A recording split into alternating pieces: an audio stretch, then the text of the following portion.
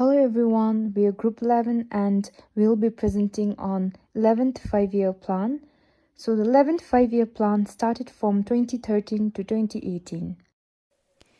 So regarding the team, we are a 2-member group, mainly consisting me and Priya Gurung.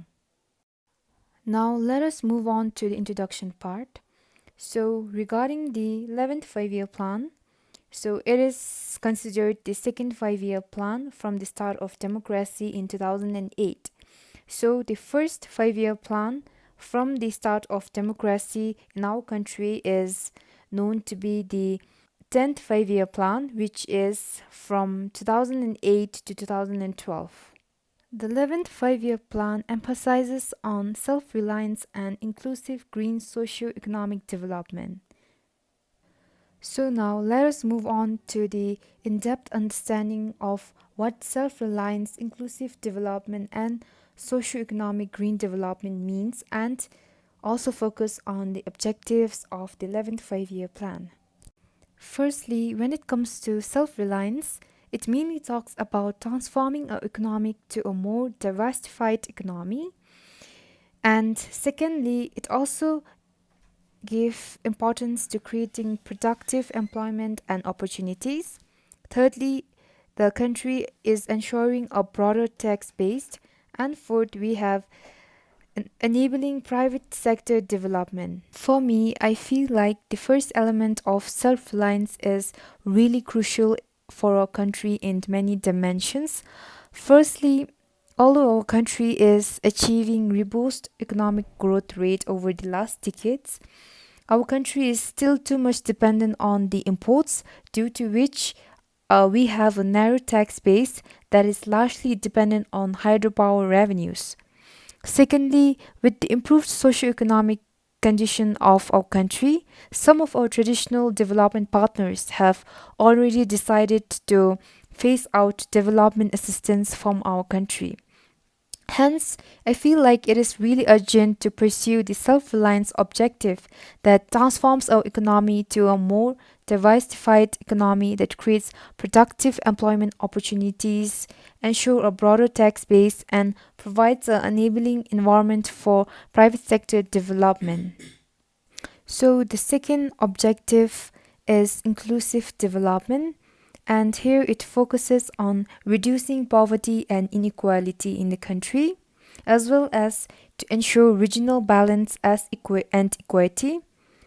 Thirdly, ensuring all sections of population enjoy the benefits of socio-economic development.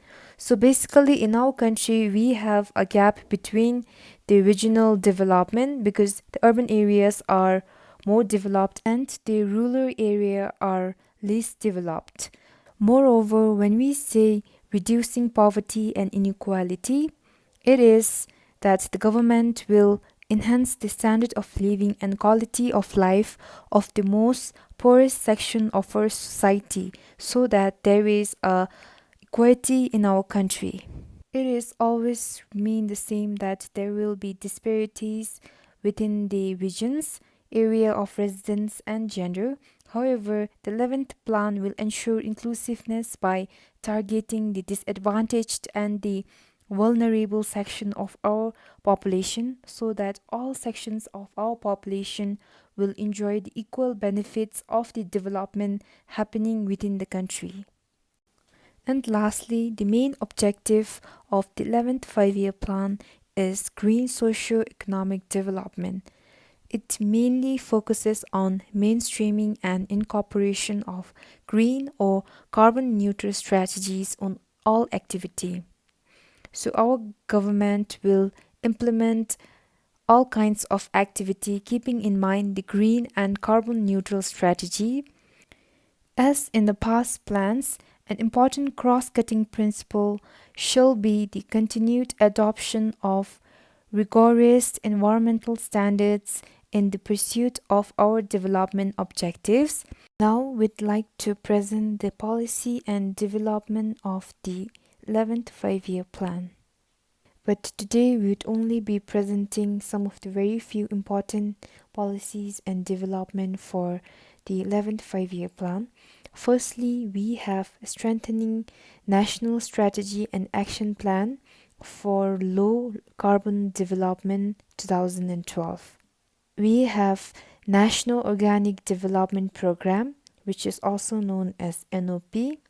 Thirdly, we have establishment of Quality Tertiary Education Institution, known as TELS.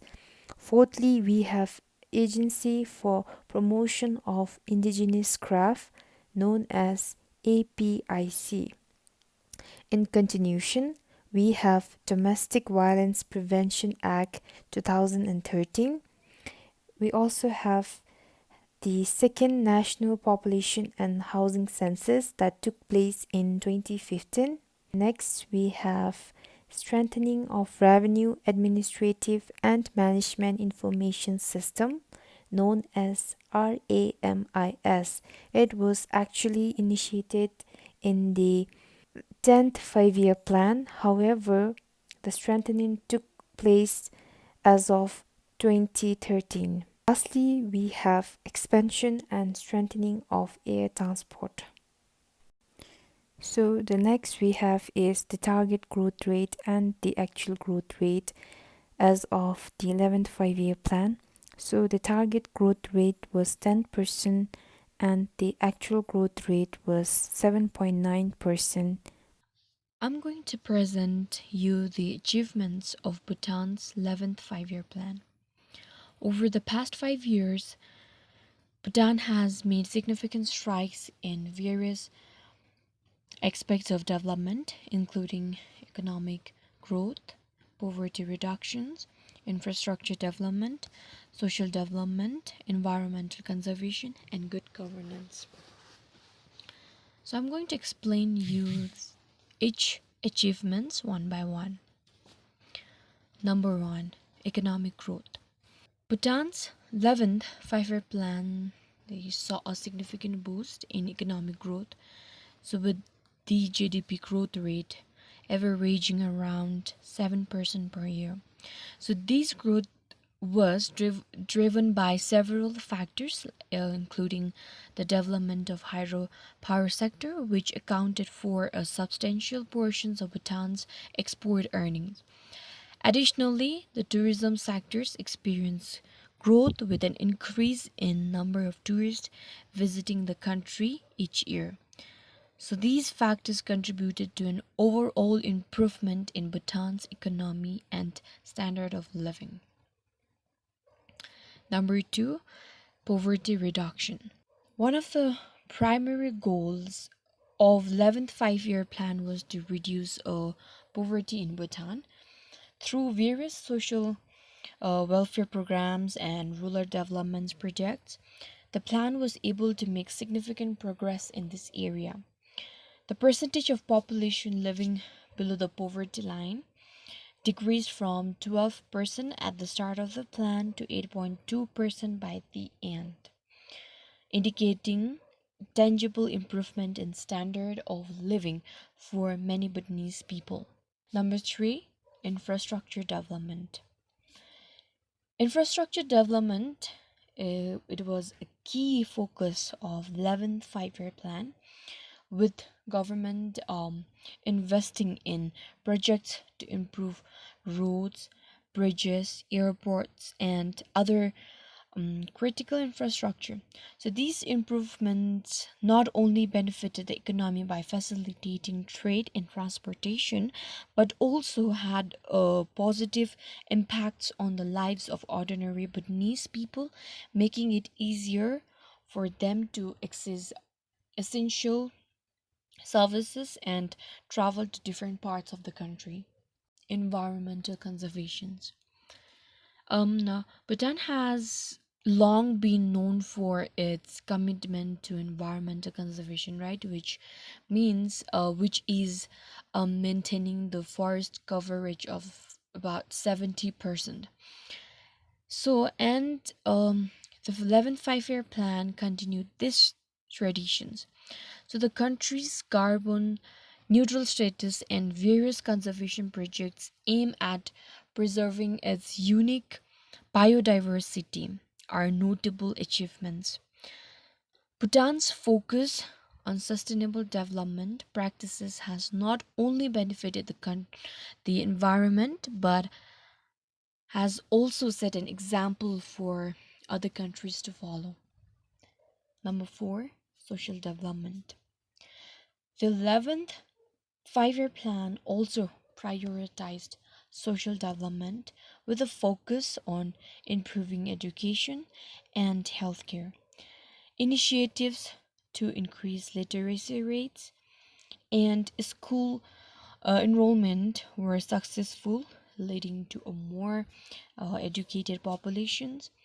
And additionally, improvement in healthcare access and implementation of healthcare programs contributed to better health outcomes for many Bhutanese people. And number 6, the last one, is the good governance.